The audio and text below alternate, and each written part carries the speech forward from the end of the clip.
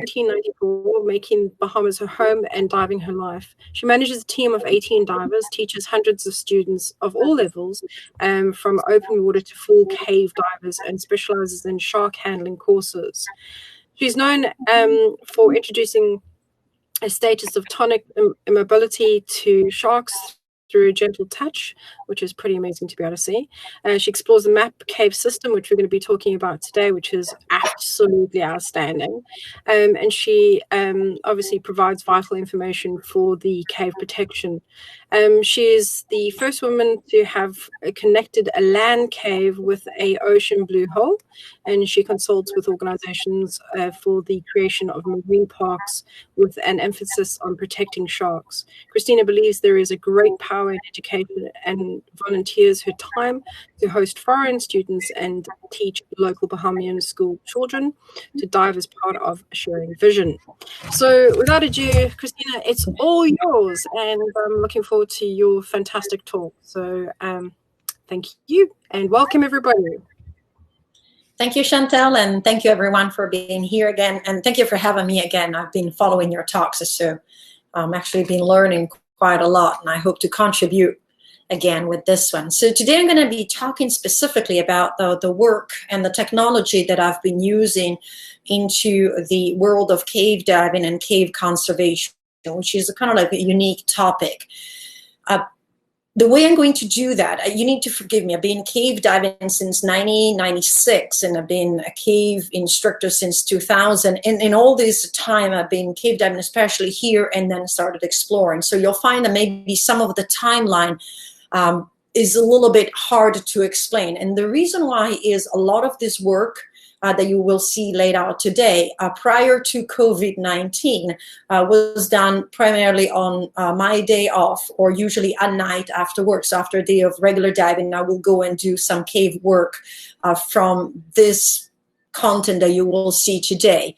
So it has a mix, it overlaps. And some of the caves that I dived also had environmental issues.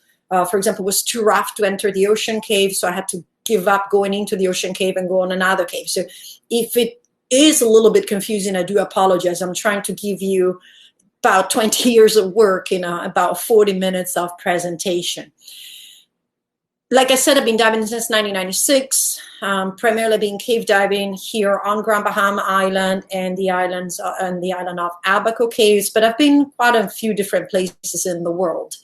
When I discovered cave diving, I found this very unique place. And if you've never been cave diving, I'm pretty sure there's images out there that can help you kind of like almost see what we see down there. And for me, it was absolutely fascinating. The first time I went underwater, underground, it was my 11th ever log dive. And I went in a cavern, not a cave, on a little guided tour right on this island with Ben Rose. And I immediately fell in love with the place. It took me 2 years then to become a cave diver, just to have my dives and my experience.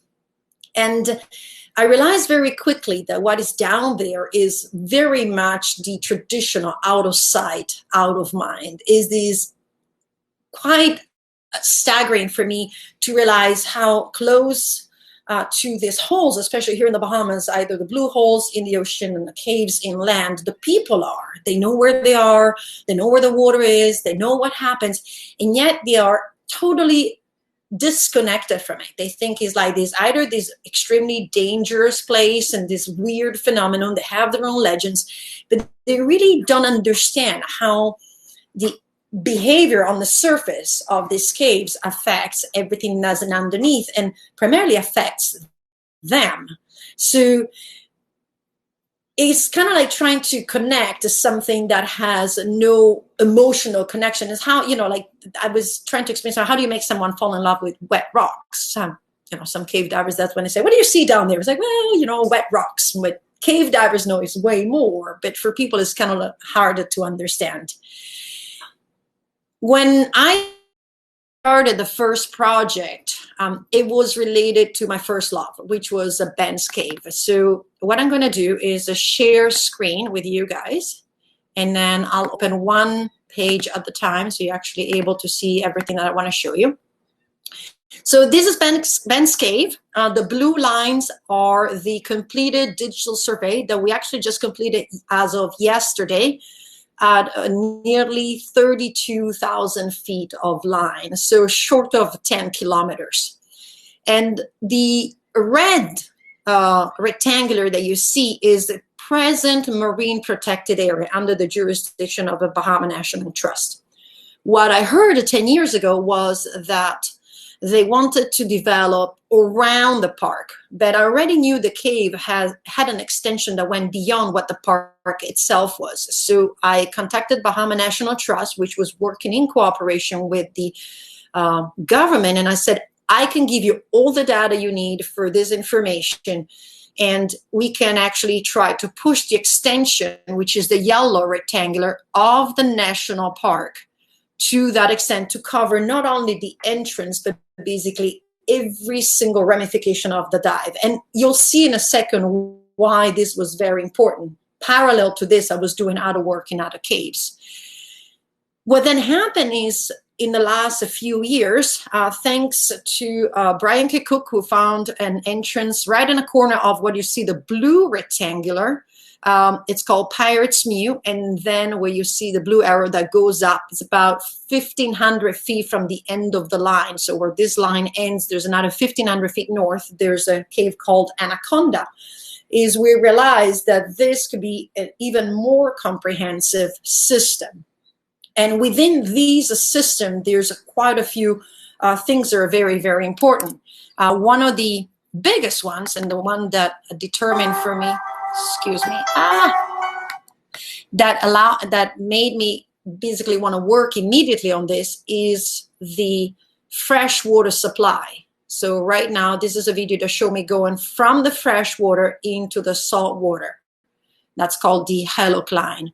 And this is actually the Halocline about, I would say, 2 months after Hurricane Dorian.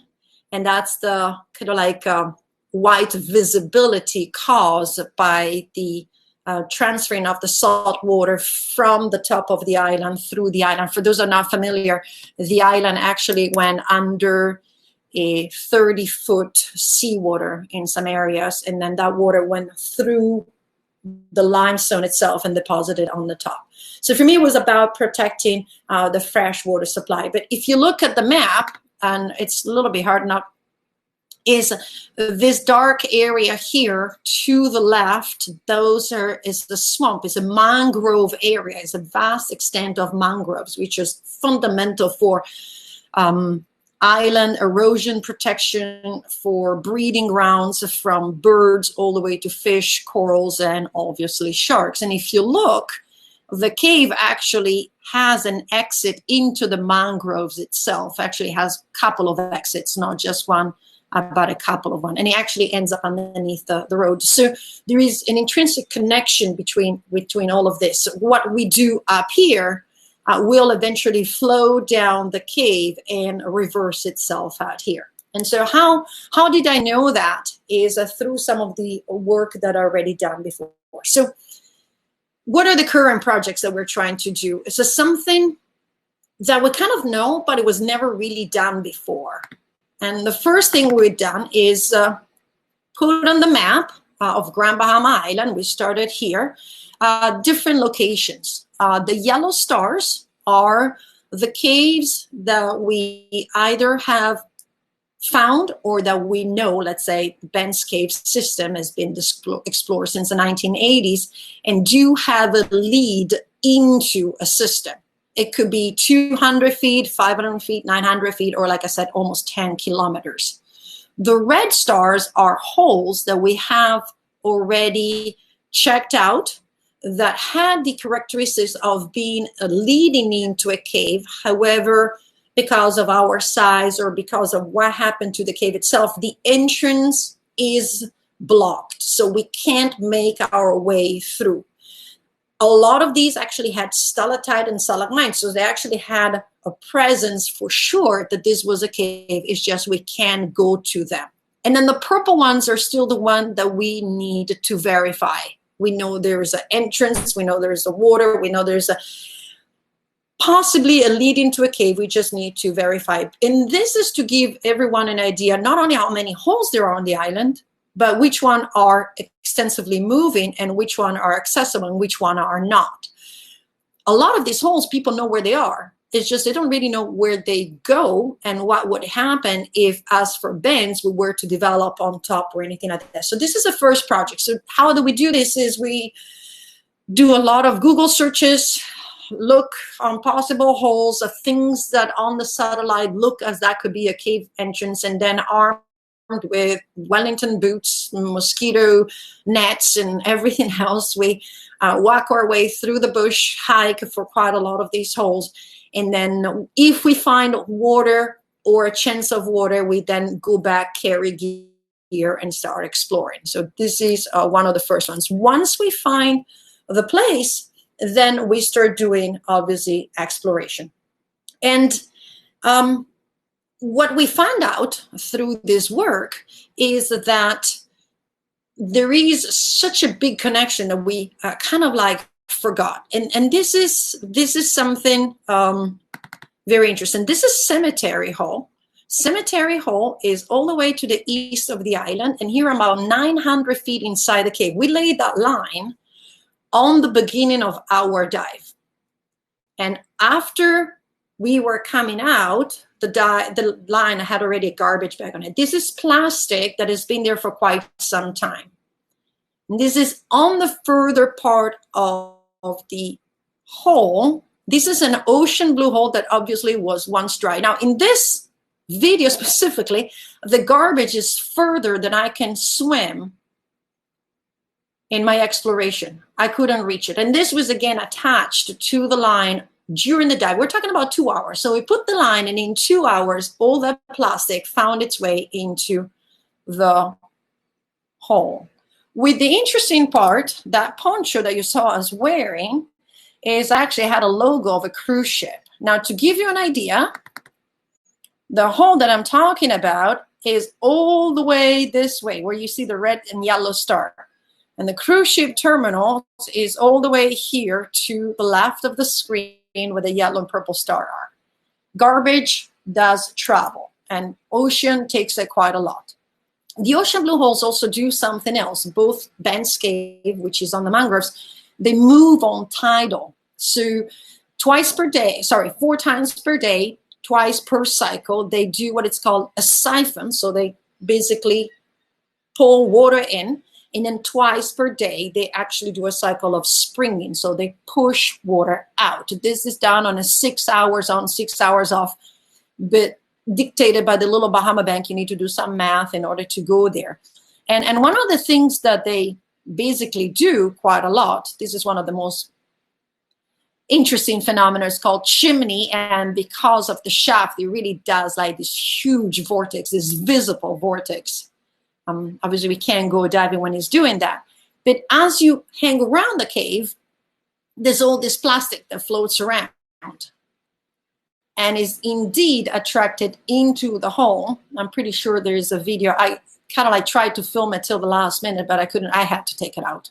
So I removed it. And this basically shows that no matter where we pollute, either in the ocean, even from a cruise ship, all the way to the land, this travel of water basically moves the pollution itself. So the vortex that you see from chimney comes from another cave. This is the land cave and ocean blue hole that Chantel mentioned. I connected these in 2012. I was told they did not connect, but after 5 years work, I was able to connect them. And this is the water condition and the pollution level that is underneath the cave that comes from the land.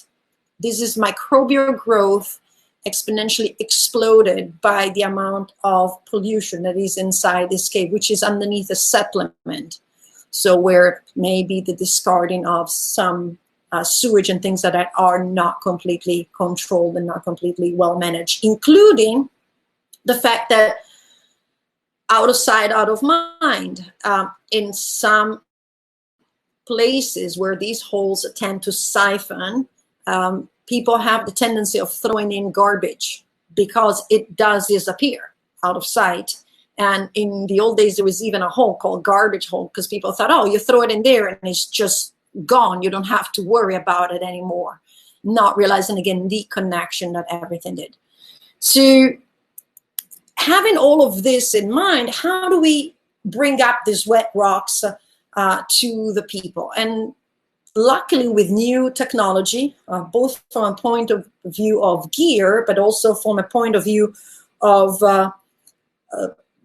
systems that have come up to do all this work, I've been able to do quite a lot of this. So one of the first ones that I do is taking images, which means sometimes, and I put this little video together because it's bringing up information about these caves, but not just the entrance. I'm pushing the camera, and this is a little video that I put together, and I had to sped it up a little bit. Sometimes I'm swimming 3,000-4,000 feet with this camera, so I can actually take video and pictures and bring back information, but also show people something that they don't expect to see that far deep underground and deep underneath their feet. So it's just kind of like what we do, keep pushing, coming through restrictions and all that. So the image in itself, and the image speaks 1,000 words, is one of the perhaps oldest and best methods to do that. But this to us was not enough. In order to protect something, you also need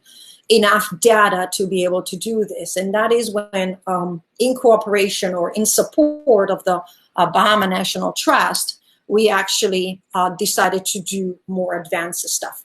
One of the things that I've used the most is called Nemo. The thing about Nemo was created by Sebastian Kister. He lives in Mexico. He's a cave diver and explorer. It has a simplicity when you open up and look at it. You're like, oh, that's pretty simple, but it's absolutely unbelievable what this guy has been able to create. But the best thing about Nemo that I'm so in love with, and I have to say, I'm absolutely passionate, this little box of plastic, that is financially affordable. I've been on quite a lot of expeditions that tested new methods. I actually been the escort or an artificial intelligence that can go in the cave doing a 3D mapping, bouncing messages off the walls. And I watched being untethered and just going in and find its way by itself. And I'm just there waiting, making sure, this is experimental stuff. We're talking about hundreds of thousands of dollars. I've watched Prometheus being experimented upon and all of that. The difference with Nemo is that we cave divers can buy this. And we cave divers use this with an association with software. So how does it work? It has a couple of little numbers here. I already prepared it. The start is when I want to analyze the line. I prepare a little cave line for you. I hope you can see. I'm going to turn my lights off so you can see it. When I want to measure the line, what I do is I clip it like this into the line. Now what's going to happen is when I push it to take the settings, it's going to turn red. It's flashing because it doesn't allow me to do it if it's not flat. So I have to turn it flat. And then it gives me this nice blue color. And all I do, I hope you guys can see it, is I swim all along the line. Yeah, it doesn't do it anymore. There you go. And it does this blue and purple color. And this is taking measurements. So even in a low visibility cave, I have a visual of what I'm doing. When the line changes, what I do is save what I've done. So I stop it. It gives me the red again. It's upset, so I'm going to make a stop. And then it gives me a shot saved. And then it's ready for the second take. Here we go, right here.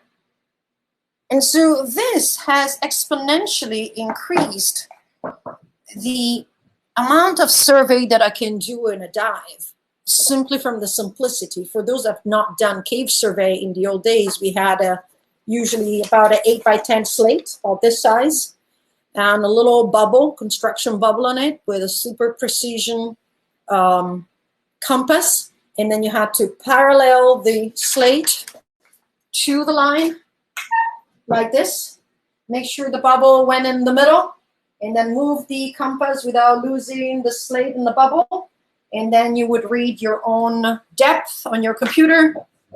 You will read the azimuth on the compass, and then you will swim along the line and count the knots. Nemo does all of that. He reads the azimuth, he reads the depth, and it counts the distance on the line on a simple method of like positive and negative, basically. It also saves time before going exploring because I don't have to knot the line every 10 feet anymore. So there's quite a lot of advantages. And then you come home, there's a lot of back work, and you put all this data into the Ariane's line in a software. And like you see, this is basically the map that it does. In order to complete this, obviously where you see the oranges, we took a satellite with a little GPS coordinates, measured the distance to where the line starts, and creates all this map for you. And it's definitely way more precise because it doesn't have the human error in it. All you need is all of that. This is just to show you. So this is Ben's.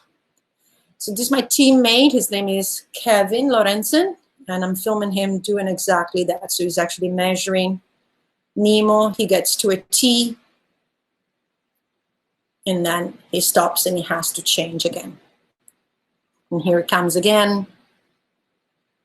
We carry a slate. We have to remember where we turn, what we did, how many turns. So we write down notes, but then you can actually label all of this. The other thing that we have added to all of this work is obviously gear technology. So we are on rebreathers. We use nitrox that we're in dry suits. This just allows us to do, this dive was like about 4 hours and 20 minutes. So we're completely in the back of Ben's cave, about nearly 4,000 feet from the entrance. So it's a combination of the two. So this is the first one. Make the maps, show that they are. And once you get to the yellow stars, for example, that's exactly what it does. We'll have yellow star and the little map that goes up to it. The other thing that we've been doing is also specifically for like big rooms or big areas, people cannot believe that, is the 3D maps. So this is, and this video actually shows you a little bit like the configuration of the island. This is a pine trees forest with a palmetto. That's traditionally how you see that. This is Lucaya National Park. Most of the caves in the Bahamas, we dive side mounts, a side mount rebreather. So for the 3D, what we did, again, with just this little thing here, you lay a grid of lines. So you have to just lay down the lines and you do the perimeter of the big room that you want to do. You could guesstimate if you want a little bit, estimate. Basically you do left, right, up, down, distance from the line where you are. So you measure the depth. If you want to be a little bit more precise, like we wanted to do, what we did is we build a grid. So I run lines on the walls of the cavern, and then we also run lines across the cavern. And then with these two little tools, both Kevin and I measured the distances. One did the perimeter, and then one did the grid itself. And then you come home, and again with Ariane's line, a little bit of work. You just need to learn how it works and the software and all of that. You actually plug in all this information. So the 3D can really be done for everything and everywhere, just because every time you have a line that changes direction, you have to do left, right, up, down. And you have to basically do the entire distance for that. But what we are doing this for is to give people an idea what really lays below their feet. And that is the incredible part is people come to the park and come into the entrance. You can see from this video, this is a massive cavern. This is absolutely huge. And so we want people to kind of feel what is down there and what actually they're going to walk over. And the other cooperation is also going to be to have a tablet so that people can actually look at the pictures and basically live the cave that is below their feet. And this is kind of like the results. We call it the big blue hippo. Again, this is still experiment, but it's just like to give an idea, of the entrance is a tiny little dot, and then how big it's underneath. A volume of water is very, very important, and is had quite a lot of surprise results, even from like people from the park going, "Oh wow, I didn't know it was so big." Even having swum it through it, then being able to see the volume of this environment. So we're doing that for some of the bigger rooms. They want to actually have this kind of like volume. And then we're doing an interactive map. So an interactive map is something that Sebastian Kister, I don't think he has it, make it available yet, but I was talking with him last year. We were in the Channel Islands on an expedition with Bob Ballards with all this AI, and he talked about the interactive. So how does the interactive work is you're supposed to be able to look at the map, the one that you show up, but then it is a map that is alive. So it actually like has little dots that pulse. They go pulse, pulse, pulse. And when you click on those dots, you actually are able to swim along the line. So you see the dot moving along the line, but you also see the cave developing in front of you. So how do we do that? That is a double effort. Sometimes depends how we do it. But I usually go in the front with my camera and I take video as if basically I'm just constantly keeping the camera steady and just taking video of every single tunnel I'm going through. To this day, this is basically the video that then the person that clicks on the line sees. And they basically end up swimming down the cave line with the cave diver. And we've done over 6,000 feet in one system and then over 6,000 feet in Banks Cave. So we're working on these two systems specifically for the interactive. It says, how do you bring, again, this back up to the people? And just to give you an idea, this is the final result. This is one little corner of this giant cave, but you see this big yellow circle, right? This is actually, and again, we're beta testing this. It's not even out, but in the future, the person watching this will be able to actually click on each yellow circle and see where they are. So now you see me how I'm swimming into this and I'm arriving to a junction where there's different lines shooting off in different directions. So the diver or non-diver can actually have a look at this. And for me, it's been even advantageous from a teaching point of view. If I want to describe something to a student who says, hey, this is what we're going to do, and this is where we're going to arrive, and this is how it's going to look, it actually has a better visualization. So the results are coming in at different levels. At first, they were a little bit slower because we're hindered by what is called a job with an income. But now we don't have that. So thank you, COVID-19. We actually did a Banks Cave 32,000 feet of line and over 6,000 feet of interactive map in basically since March 15th of this year. We've been going there on an average of about 6-7 hours per week. So we do 2 dives. We do a big push dive and a smaller dive to pick up all the things. All of this is done on our own time. It's 2 of us, Kevin and myself. I have a little support from the little nonprofit that I created called People of the Water. Any donation goes primarily towards gear. Hopefully one might go towards helping even paying with the fuel of the car or anything like that. I've had a great support from the industry. The gear that we're using, the side mount, kiss rebreather, the lights from Light Monkey, and I need to mention these people. I really want to thank them because what they've been bringing into this has been phenomenal.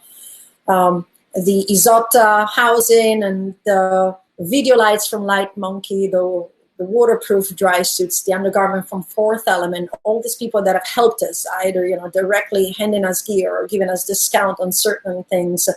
The support of Sebastian Kister with the countless emails that we've been sending him about, oh, we tried this, we're doing that, how can we do this? Can you help us with that? We would like to do this way.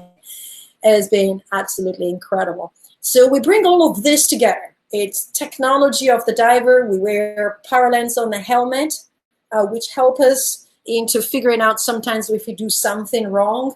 Like I maybe survey, imagine you're surveying 2,000 feet of line. If I plug in something with the wrong name and I'm thinking, okay, I went left and I wrote left, but then if you plug it in, it's like, oh, it looks like you went right. So you can review the entire dive through that. And they said, oh no, you actually went right. You didn't, but you wrote left. So there's a lot of it that come into place to do this.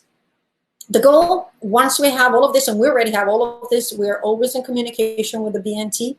We're actually planning to go to check out a couple of entrances that some local people have been trying to have protected in their own little community on Monday, kind of like looking forward to it, new holes. And this is primarily for them and for everyone else that comes after that.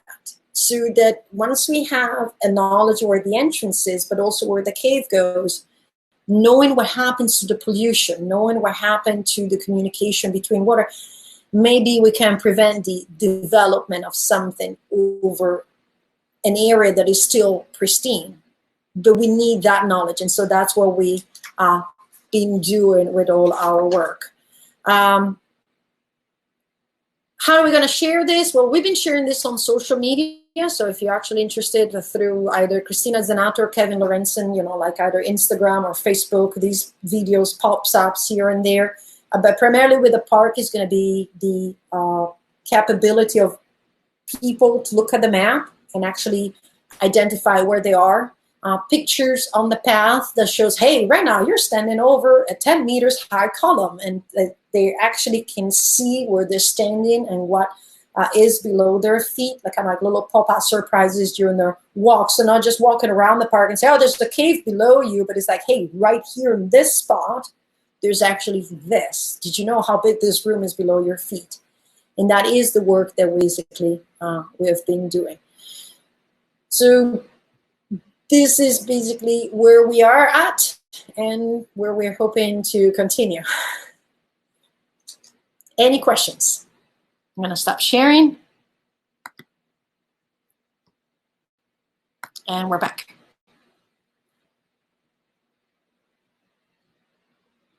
Just mind-blowing, just to be able to think that you can actually have that ability to be able to know what's right underneath your feet. Pretty scary, but it's really, really interesting.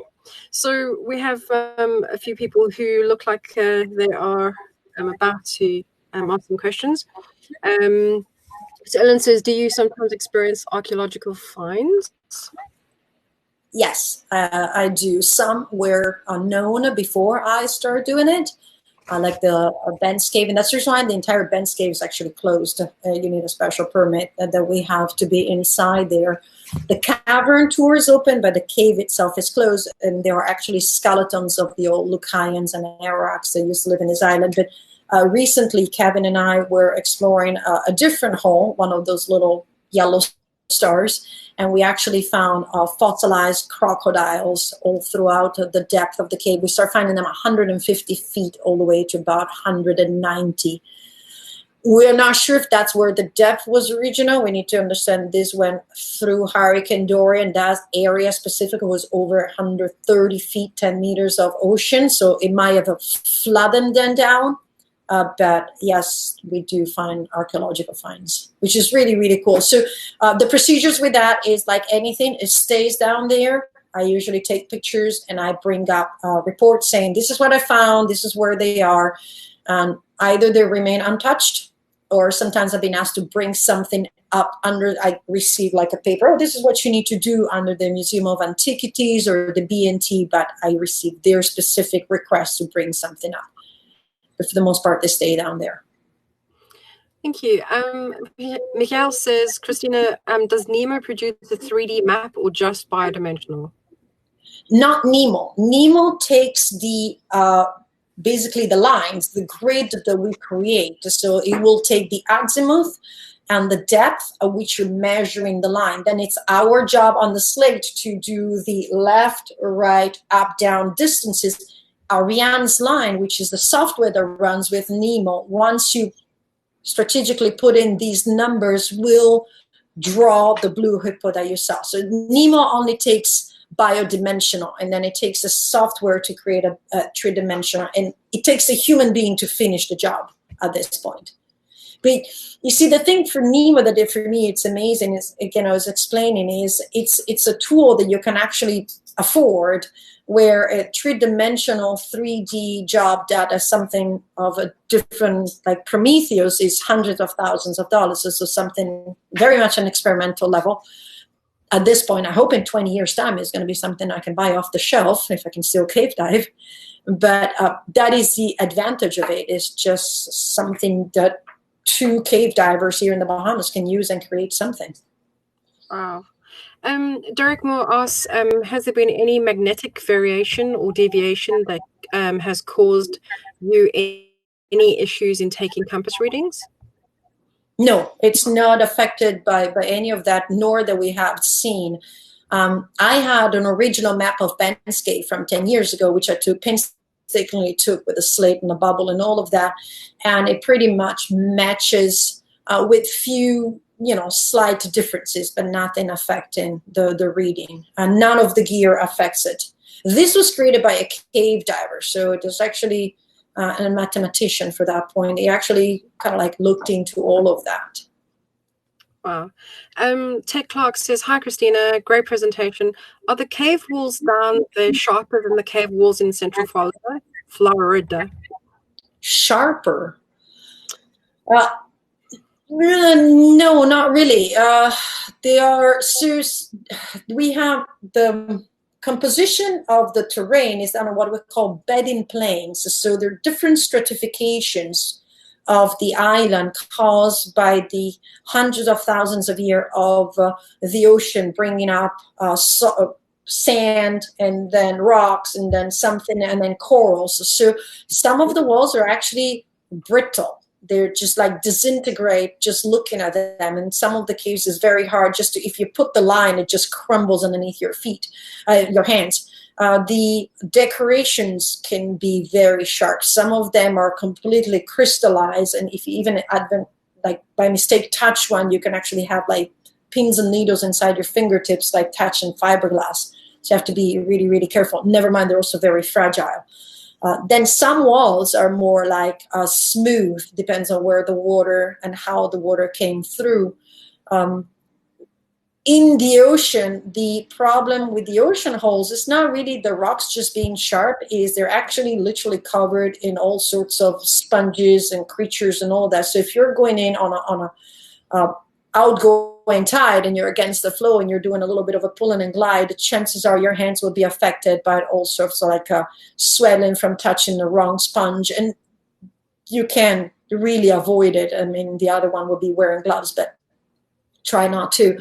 So it becomes like more abrasive just because of the craters and the things that are covering the entire cave. And Savon says, it's so crazy the amount of blessings in disguise that the COVID-19 is giving us. Your work is absolutely incredible. I honestly did not know that there was a cave in Grand Bahama. Have you checked out other islands? I know I explored dry caves in Eleuthera. I think it's might pronounce it wrong. And of course, it would be interesting to see more. Well, most of my concentration has been on Grand Bahama and a neighboring key called Sweden's Key, which had a huge amount of caves that I actually did back between 2015 and 2017, before Hurricane Matthew put kind of like my first financial stock, because I have to drive to the east side of the island, hire a boater, head over to Sweden's. So those have been my 2 fields. There's enough caves here. And then, like I said, I visited and extensively dived in Abaco and Crystal Caves and different ocean blue holes and caves over there. Never other Bahamian islands. I know they're on my list. So, but I have about 60 more holes. We have about 60 more holes just to verify here. So it's quite a lot of work. It sounds like a lot of work. Roberto Rizzi, I guess he's from Italy. He says, what's the max depth in Ben's cave? Also, what is the water temperature? It's actually very, very nice. It's 72 feet, 21 meters at the deepest level. And then the water temperature is a constant year-round at 24 degrees Celsius, which is about 75 Fahrenheit. It's not cold. It's just when we start doing 4 hours in it, that's the reason why you also need you see the choice of the dry suit versus a wetsuit. There's people that dive 4 hours here without a dry suit, but not me.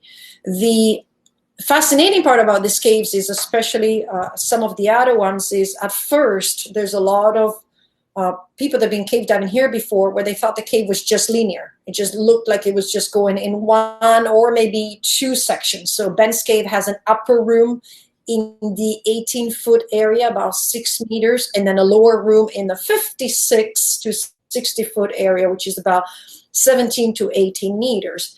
But just in the back of the cave, we now found another area that goes down to about 21, 22 meters. I'm trying to see if it actually goes deeper because of another hole that is very close to Ben's Cave, which went down to nearly 50 meters. My feeling is that might be a third layer. We haven't found it yet. I found a third layer in Mermaid Pond, which is a total Mermaid's Lair, which is a different system. And again, that one was thought to be flat at 21 meters. And then I found an upper section in about 50 feet, 15 meters. And then I found a deeper section at 30 meters, 100 feet. So I don't see why Ben's Cave might not have the 30 meter, 100 foot level. Just need to find a hole where I can squeeze through. I wish I was. You don't want to get any more thinner. Ellen Curlett says, thank you so much, Cristina and Chantal. Great webinar again. You're very welcome, Ellen. Thank you. My question is that when you go through a cave, okay, does it always seem the same to you? Or like, could you be going through that cave and all of a sudden you come across something and you go, hang on, I didn't see that before? Absolutely. Every time. I think it's one of the most fascinating things about caves. I try to describe people, when I swim through the cave, I imagine being in one of those ancient libraries. In case you haven't noticed, I love books, but those ancient libraries, you can actually pick up like a giant book and put it on your table, and as you open it, a little bit of dust comes out, and as you flip through the pages, it's like the history of the planet and the history of the island, and just like it's all hatched in there, like in the rocks. It's carved, literally carved. So as you swim through, sometimes as you get more familiar with one tunnel, all of a sudden you also become more comfortable, and you're like, oh, I didn't notice this thing, or I didn't notice that thing. Some of it is also familiarity, same as imagine a photographer. The first time they go looking for a little critter, they might find it absolutely difficult to find the critter, but the first time, the second time they see that critter, all of a sudden their brain has cataloged in their mind what to look for. So as soon as the little critter does this, the photographer's like, oh, here's my little critter. And the new diver goes, how do you see that? And so there's also that in the brain of a cave diver. You catalog information. It's like all of a sudden you see something, it tells you something. And then the next time you go back to maybe, let's say, your old cave, you actually have new eyes and you see something different. And that's how I was able to find the third level in Mermaid's Lair. My brain all of a sudden started realizing what to look for. How does the flowstone looks for? And it's like, oh, that is last time I went through that hole, it took me to a different tunnel. So here's another hole. I'm going to go through that one now again. It must just be so incredible. Alessandra says, great presentation. Thorsten says, great, thank you for the presentation. And then also Brock says, when you start exploring a new cave, do you initially swim it? For each repetitive dive, do you then scooter through and already discovered areas until you get to where you last stopped? It's all swimming. There's no scootering in the Bahamas, not in these holes. Absolutely zero. We swim for 4 hours. We swim 2 hours in, we swim 2 hours out. Especially Ben's Cave. Ben's Cave is a low bedded place. So when you go in the cave, it's like maybe sometimes even just this high, literally. And then it's like really, really wide. Lots of silt, lots of clay, lots of microbial growth. So any of the work that we've been doing here, it's all swimming. If there was the opportunity to use a scooter, chances are for sure I will swim it first. And then if that was viable, I would scooter and then swim again. That absolutely, I would never try to scooter through a cave trying to explore it. We're not at the sizes and depths of Wakala, so we also have that privilege. But also here, it's very different because the cave does this. So there's a lot of times where I can spend an hour in a room trying to find a lead. That is where the rebreather comes in as an advantage. Before an open circuit, I only have so much gas, and when the gas taps, I have to go out. But with the rebreather, if I'm 200 yards from the entrance trying to find the lead, I can just keep doing this. Because as long as I have calculated backup gas, emergency gas to get out from the 200 yards, I don't really have a limit itself on the rebreather. So no, we don't scooter. Thanks, Cristina. So what are your the things that you worry about going into a cave? What are the safety issues that you are always concerned about going into a cave? Well, obviously, I mean, there's quite a lot, right? I was talking today to a future possible student, and I was telling her this is the average, time that we train. However, it's not time dependent; it's performance dependent. And entering a cave is like going without an umbilical cord in space. You have basically zero capability or survivability without your gear. So there's a lot of preparation into the plan itself, into the gear. There's nothing that we leave like, oh, well, this doesn't really connect. I'm just going to leave a bubble in there. All of that.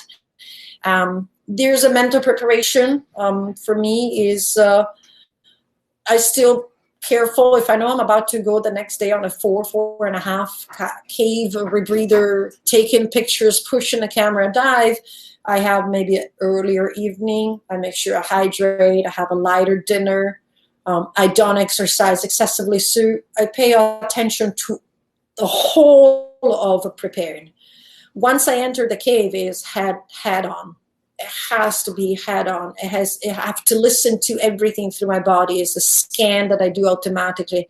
Do I feel different? Is a headache coming on? Do I feel that? Do I feel tired? Is something pulling? One of the major risks for cave diving, especially the way we do it, is if you're swimming 4,000 feet in, you also need to remember to keep the mental and physical stamina to swim 4,000 feet out, not only on a good day, but on a bad day. So there's a listening to your gut. It really speaks well, and obviously with experience comes obviously the better gut. But if something doesn't fall within the plan and something goes out, then there's another day to go cave diving. If you had to, thank you for that. If you had to look at a new cave and a new wreck, okay, how would you differentiate? I mean, like we know that a wreck's a wreck and a cave's a cave, but what are the potential hazards in both of them?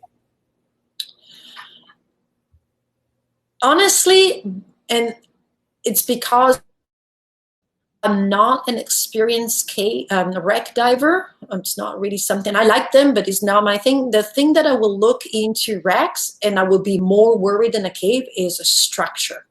It's the time that the wreck has been down there, what kind of type of water is being affected to. Is it salt water? Was it a strong current? Is it being moved by hurricane? So the environmental effects on a man-made structure that is not supposed to be down there, to me, are more relevant. So I would actually be worried on a wreck having dangerous movements more than a cave. With the cave, as I go in, is obviously the capability before I decide to go somewhere is not only can I go through, but if I can go through, can I actually turn around and come out? Or if I can't turn around, can I back out of this? So it's looking and analyzing the position more from like, do I go through with this or not? Is it going to damage the cave and is it going to put me at risk? For a new cave, one of the things we do, depending on the cave, is that sometimes we just do a little recon with a single tank right on the entrance, not even on the overhead, just the open water, just to see if there's any openings or anything like that. It also depends how far we have to hike. So if it's a long hike, before we carry all the cave gear and all the rebreathers, we'll do a quick, single tank. And if I see a hole, then we'll go back with cave gear. Sometimes it's still proven that, 50 feet later, there was nothing, but that's how we approach it. That's crazy. Okay, so we've just got a few more. So Chris says, thank you. Erin says, thank you both. Very informative. Brock says, excellent presentation. Very interesting. Thank you, Cristina and Chantal. Ellen says, such great advice. Love the attitude. And that was where you were saying how you felt about going into a cave and making that right decision, whether you were okay to do it or not okay. Brock says, what do you do with the Nemo when you come to jump off the line? Yeah, that's a good one. Is there any, if there are any arrows, etc., do you remove it off the line or get around the obstruction and then just put back on the line? That's a good question. Very good question. So yes, there are arrows, and actually in Ben's cave, there are duct tape arrows that go flying everywhere. They've been there over 30 years, and I try not to remove anything. There's actually pieces of duct tape that says shack in, shack out. If you're a cave diver, you know what I'm talking about. I mean, this is a check Exley, explore Ben's cave, and put a piece of duct tape on the line that says shack in and then shack out. So actually that's how they did it in the old days. And I try not to even remove the duct tape arrows. So what I do, I stop the Nemo, take the measurements. It gives me shot saved, open the Nemo, go past the arrow, and then clip it again. If it's, let's say, a piece of line where maybe there's a piece of duct tape. Let me turn the light on. Like this, right? So there's a line and there's a duct tape, and then maybe here there's another arrow or something like that. The Nemo has a capability. So let's say I can measure from here to here, right?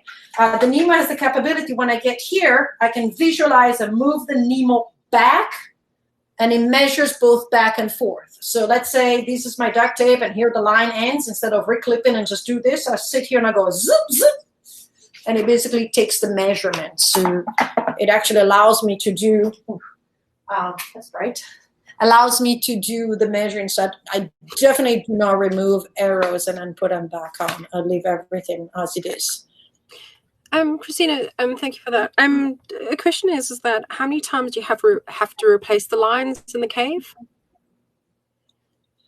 Very good question. Depends on the cave. So the Chimney Mermaid Pond, not Mermaid's Lair, sorry. There's a lot of mermaids in the Bahamas and a lot of cemetery holes. But that one, because of the polluted water, it lasts 5 to 6 months and then it dissolves. Ben's cave, because I have a natural chemical balance in the water, there's lines in there that are over 30 years old. The section that goes from Ben's cave to the ocean, which is affected very much by the continuous 4 times a day change of the flow, I've changed it last time in 2015. I checked it about a couple of weeks ago, and we're still doing good. Every once in a while, you might just have to retie something just because the flow keeps doing this and line stretches, and then sometimes it comes off. So we're very careful. The line, I mean, it's something, if a line goes under a sediment, I always pull it out and I always give it a tug, making sure that it doesn't just vanish into dust like has happened before, and so that I can stay on the exit side of the line and everything. These are pretty challenging caves. Yeah. So it depends on the cave. Okay, so we have Lee Jacobson says, thank you for a great presentation. Got me interested in cave diving even more than I was before. That's awesome. Dave Zappella says, another great presentation by Cristina. Amazing work. Thank you. Santiago says, have you done the Fangorn Forest section in the Dan's Cave? And is it as stunning as it is in the video, or does it not do justice? It doesn't. You cannot imagine Fangorn Forest. There's no video. I mean, no, there's no video that can show. There's nothing like our eyes. And forgive me to all the photographers. Some of you are amazing and all, but Fangorn Forest is just something that is out of this world, and only being there gives you true justice. I've seen phenomenal videos about it. But when you enter Fangorn Forest is just absolutely insane. And it's just it's off a jump off the main line, and as you're swimming, you're like, oh wow, this view, and you're thinking it cannot get any better, and then it just even more. So it's just something you have to swim to. That sounds really exciting. I'd love to see that. That's amazing. What I wanted to ask you is that when you hang on, Dave says had the pleasure of meeting Cristina when she presented at the Florida NSS and yes, a few years back. That's so cool. Lucky you, Dave. With regards to going into a cave, I mean, like, when do you like turn around and say, okay, right, so we're talking about visibility now, because I mean, like, ideally you want to have really, really good visibility when you're in a cave. So do you ever go into a cave when there's like hardly any visibility and you still try and lay lines, like just feel? Oh, that's a tough question. So no, usually you try to have somewhat of a visibility just to have a little bit of an idea. But as I was doing, for example, the polluted cave, I remember visibility was not only hindered by the basically the sediments that were moving, but the water itself was kind of like black in color. So I remember swimming and I couldn't see walls of floors and ceilings. So I actually literally felt like I was floating into the void. And so it was very hard also to decide where to go. So I had to swim so I kind of like finally saw a wall and have a sense of direction. I tend not to go into, well, I rephrase that, because I actually, when I went in one, I had zero viz, but it's a matter of like, do you go through the zero viz to then have a somewhat visibility, or is a constant zero viz? Because a constant zero viz makes it very hard to even decide where to go and what to do. And with that comes also the concept is like, you know, what's the purpose? What's the point? Why you go in there in a certain way? I kind of like want to enjoy it. There's a huge difference between the start invisibility and the exit invisibility sometimes, just because of the characteristics of the cave. If I had to go in a cave where I see like this for the entire cave dive, personally, I don't think I would. I've never been in that situation. I've been like this coming out because of the environmental conditions. So it depends, I guess, on the purpose of the dive. Okay, that's quite good advice. The question, there's, I think, one last question that I'd like to ask you, and that is that, have you ever got into a situation where you've maybe got tangled up and then you've not known which direction to go in a cave?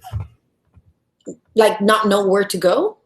Well, I mean, like, so say for instance, because I know that there have been some cave divers who've gone in and then they've been attached or what's the word I'm looking for, and they got stuck with the line, and then they've not realized which way they're actually supposed to be going. Do you understand what I'm saying? Oh, if I've ever been disoriented? Yeah, you could say that, yeah. No, not for the most part. Have you ever been entangled? Entangled, marginally. I mean, the rule of entanglement is as soon as you feel something pulling, you stop. And I mean, that is just stop and then try to, there's Harry Averill was one of my mentors for cave diving. He said there's always wiggle room for something, right? So, but you definitely know, as soon as you feel like there is a pull, you stop. You don't struggle, you don't move, you don't nothing, you don't rotate, you don't look. You actually just try to figure it out where it's pulling, and then you try to work with your hands first or back out a little bit. But it's just number one. So entangled to a major issue? No. Slightly entangled here and there? Absolutely. Especially when I carry some of the gear or I go through something. I've had actually the tip of my fins. I use jet fins and I have like this 3 vents. And I was slithering through something. I had like little rocks sticking out. And actually the vent got stuck on a little rock. So I'm like, ugh. So I kind of like had to push my leg back to release the pocket and actually slither through without having to get stuck. So it's just about being conscientious. You really need to remain calm. As for disoriented, and never, and knocking on wood, been off the line, which is, I think, one of the scariest moments for the life of a cave diver, because life is line. So I've never been lost off the line. I've been a couple of times disoriented when I was exploring. Where I would maybe launch into one passage, come back, launch into another passage. Maybe I didn't find anything. A couple of times I remember I marked what was the line of these lines that were shooting off. The one I marked that was supposed to be the way out, I actually marked a different line, but I realized within swimming 10 feet, I'm like, wait a minute, I just explored this. And so I came back and changed the arrow. And usually that is my game ender. As soon as I realized I made like a major mistake like that, I forgot to mark my way out. Like maybe I passed by a T and I forget to mark it, and I'm 10 feet and I'm like, I didn't mark the T. Then I know that it's time to go out. Maybe I'm fatigued or I'm distracted or something kicked into my brain. So there's quite a lot of warning signals I also use to keep myself safe. Wow. Cristina, I'd like to thank you so much for joining us today. I always find your talks incredibly interesting, particularly about the caves, because there's never, a situation where it's the same thing. It's always something different. So it's absolutely amazing. We just got Derek Morse on another great talk, Cristina. So I, once again, absolutely amazing. Thank you. Always hold your attention, and I wish you all the very best with all the many caves that you're going to be discovering, and I hope that some people will be able to maybe invest in you to be able to get such amazing results, as you've already mentioned. So I just want to also thank everybody who's been joining us. I've actually been getting quite a few emails from people just thanking me so much for the actual webinars, and it's such a delight to be able to get those emails, and I really appreciate that. But truthfully, it's all about you being here, all the attendees. You had a great attendee list today, Cristina, and I think it's all about them who come and have the time. And the great thing is that if you don't get to see the webinars, they're always online to be able to watch. And that's at the Diver Medic, and just look on live webinars. So thank you, everybody. Thank you, Cristina. Absolutely amazing to be able to see you again. And tomorrow we actually have Doug Ebersol, Dr. Doug. He'll actually be here tomorrow, same time, and he's going to be talking about getting back to diving and COVID-19. So that will be quite interesting. Remember, he's also written an article on that about COVID-19 because he's actually had it. He was he was actually giving a talk when he was COVID-19 positive. Yeah. So on the webinar. But he's an absolutely amazing guy, and so are you, Cristina. And once again, thank you so much. And today, thank you everybody who joined us, and those of you watching this as a recorded version, we thank you too, and share it as much as you can. It's all free. We want you to be able to get the information and all the bits out there, and hopefully you'll get quite a few people who want to come cave diving with you. I'm still too scared. And I think, I'm short enough to be able to do it. I'm just too wide to do it. Oh, you're not. Stop it. So I need to imagine if I had to put some side mounts on it, to just obviously for the whole cave. So anyway. Have you seen some of the American divers? Say again? Nothing. Some of the American guys, they're like the average American guy is twice my size, and they still go cave diving. There's people like they're 6 foot something, and they still get shoulders like this. No matter if they're, like it's not just like really super fit, but they're wide people, and they do some amazing stuff. I like the way you say wide people. I just call it fat. Anyway, so thank you so much, everybody. Hope you have a fantastic morning, afternoon, evening, wherever you are in the world. We love you. Come back tomorrow, and we'll talk to you again. See, Ellen said you can do it. Come and visit me. I can teach you cave diving. Seriously? So what happens when you have friends like you and Ellen? Anyway, love you guys. Catch you later. See you tomorrow. All the best. Bye. Thank you. Bye.